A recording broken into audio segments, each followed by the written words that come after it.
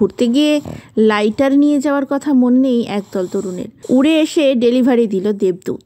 নির্জন পাহাড়ে ঘুরতে গিয়ে সিগারেট খেতে ইচ্ছে হয়েছে, কিন্তু দেশলাই বা লাইটার নিয়ে যেতে ভুলে গিয়েছেন একদল তরুণী। আকাশে উড়তে উড়তে এসে এক লাইটার হাতে দিয়ে গেল এক প্যারাগ্লাইডার যুবক। সেই ঘটনার একটি ভিডিও ইতিমধ্যেই প্রকাশ্যে এসেছে। ভাইরাল হয়েছে ভিডিওটি।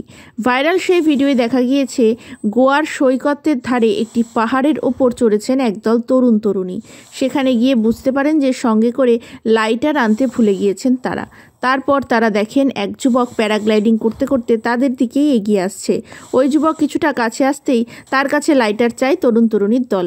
প্যারাগ্লাইডার যুবক ও আকাশে ভাসতে ভাসতেই পকেটে থাকা লাইটার এগিয়ে দেন তাদের দিকে। সঙ্গে সঙ্গে আনন্দে চিৎকার করে ওঠেন ওই তরুণীরা, হেসেও ওঠেন অনেকে। তবে ফিরে আসার সময় ওই প্যারাগ্লাইডার যুবক তাদের উদ্দেশ্যে চিৎকার করে বলেন, আবার ফেরত দিয়ে দেবেন লাইটারটা। সেই ভিডিওই প্রকাশ্যে এসেছে। জেডিন মার্জিম নামের ইনস্টাগ্রাম হ্যান্ডেল থেকে পোস্ট করা হয়েছে ভিডিওটি।